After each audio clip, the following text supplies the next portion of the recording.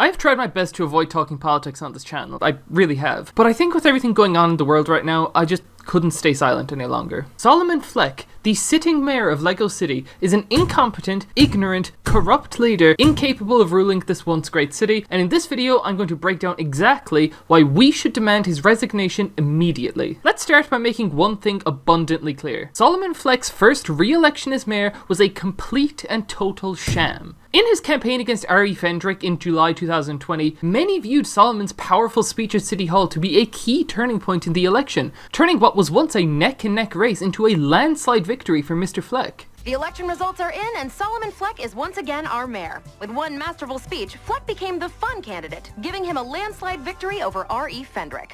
However, what they don't tell you is that Mr. Fleck did not write that speech. In fact, due to a mistake, he actually plagiarized the speech word for word from Madison Ye. Remember that name, folks? This isn't the last you'll hear about her. Moreover, in that speech, he claimed to be the fun mayor, with quality of play being a key issue in his campaign. So remember, a vote for me is a vote for fun.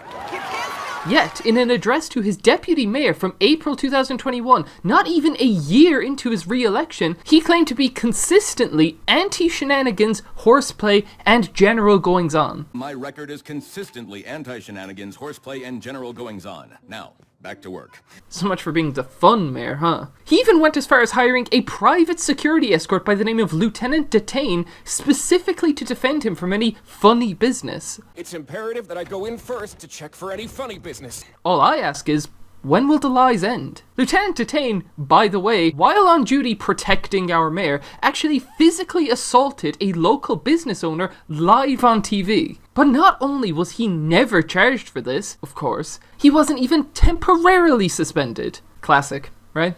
Let's rewind a few years. During the tragic City Hall fire of 2019, and let me just say, my heart goes out to all the families of the victims there. It was a sad day for the whole country. Well, Mayor Fleck found himself trapped in his office building amidst the flames and falling debris with a child. As the flames engulfed the building and the ceiling literally collapsed on top of them, it's been reported that this child asked Mr. Fleck what they were to do, seeking guidance from the one adult in the room as any child would.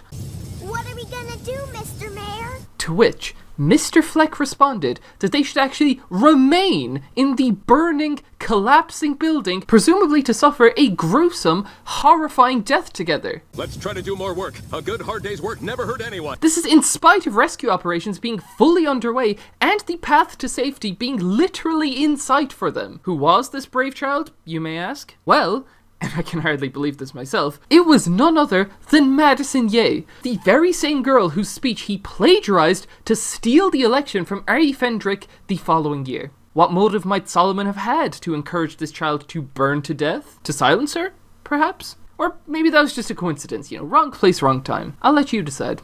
I wish I could say this was the first time our beloved mayor has attempted the first-degree attempted endangerment of a minor, but in the following footage, you will actually see him, and I'm not kidding here, attempt to bludgeon a newborn child to death with a blunt object. I wish I was exaggerating. Let's take a look.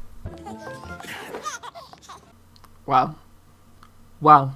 This kind of sociopathic behavior is one that I think, and don't cancel me for this, shouldn't still be in office. We, the people, deserve better than this. His predecessor, Mayor Gleason, who, might I add, also worked as the police chief during her stint as mayor, further highlighting the issue of how closely intertwined City Hall and the police are, but I digress. She served 2 terms as mayor between 2013 and 2017. May I remind you that in this city, the maximum number of terms an elected official can remain in power is 2, totaling 4 years. He has now entered his 7th year as mayor, and frankly, I think this brazen disregard for the rules of our electoral system shows a blatant disregard for our democracy, and after 2020, I simply don't believe in his ability to run a fair election. I think this whole thing stinks to high heaven. And I can already hear you typing, emergency powers, the state of emergency, we need to tackle the crime issue, blah blah blah. Well, let's look at the facts, okay? Lego City has had the most well-funded police force in the country since well before even Gleason was in charge. Since 2005, we've spent over $1.22 trillion on our police force. We on average, spend $58.1 billion a year on the police, which is almost 10 times as much as the NYPD. And they have like the Avengers constantly trashing the place and like mechs and motorcycles and shit. Like all we have are some arsonists and low-level crooks. Like what are we doing here? Also, related, this city is functionally uninhabited thanks to Fleck's obsession with city expansion regardless of population growth. Visually, the city's a sprawling metropolis capable of housing well over 16 million people by some estimates, yet it's said that the entire population of the city can fit within the city stadium, which I would say has a capacity no higher than 100,000 people. Why are we spending so many taxpayer dollars to police such a small, docile population? Where is the money going? I'll tell you where it's going. The militarization of our ever-expanding police force. Let's double-click into this for a second. We already have the city police, the elite police, the mountain police, the forest police, the sky police, the coast guard, and even the fucking swamp police. But apparently, that wasn't enough. No. Because Solomon Fleck greenlit a 2019 proposal to allocate $600 billion to expand into the space police. In order to apprehend this criminal, we've taken our mighty sky police and with an added budget of only $600 billion, created space police. This is 5.7 times our city's GDP, and from what I gathered, all they did was give our officers more armor and anti-rioting equipment. 2 years of development, by the way. He also funded, get this, a second prison island. Our city has less than 100,000 inhabitants, yet we need 2 entire islands dedicated to holding our prisoners. And don't get me started on the abuses and the human rights violations that happen in these prisons. Like, there are reports of men trying to escape through these shark-infested waters with nothing more than a large tire and a paddle. It's absolutely horrifying. And now, dear viewer, you might be asking yourself, how does he keep getting away with it? How is he doing this? Where's all the money coming from? Well, it's actually pretty simple. Because Solomon Fleck has been siphoning funds from our education system mercilessly for years. In January 2022, as his first action of this normally illegal, unelected third term as sitting mayor, he decided to try and gain some public support, win some public favor back with the construction of a new primary school, beautifully named 60329 School Day. And actually, you know what? Let's just look at the school real quick. Notice anything? Yep.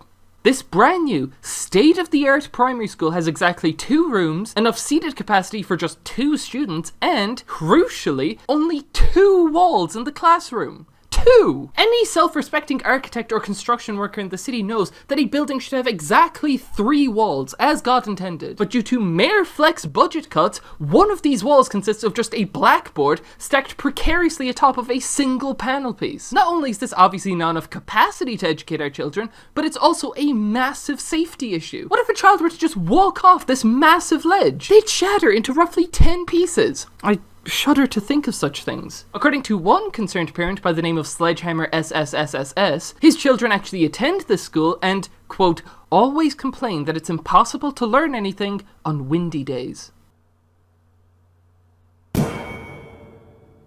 It's just not good enough, and he even went on to draw comparisons to the neighbouring Heart Lake City with their school that was constructed the year prior, which just blows ours out of the water. In his frustration and desperation, he even considered moving to the faraway Newbury to send his kids to school there, and that one's literally haunted. Mayor Fleck is failing not just us, but our children too. But why, you may ask? Why target education in his budget cuts? Well, again, it's actually pretty simple. He wants an uneducated populace. He wants you to be dumb and obedient. He wants this city to be filled with little worker drones that do what they're told by the police and the powers that be. He doesn't want you to speak up or rebel. He wants you to work, and work, so that you're too busy to realize that he's been in office for way longer than he should be, and that whole state of emergency bullshit still hasn't been solved or even fucking addressed. The rampant crime ravaging the city, and especially banks and jewelry retailers, well, that's just the norm now, despite the unfathomable amount of money spent to allegedly combat this. The observant of you might have noticed that in the data, the police spending is actually kind of on a downward trend the last few years,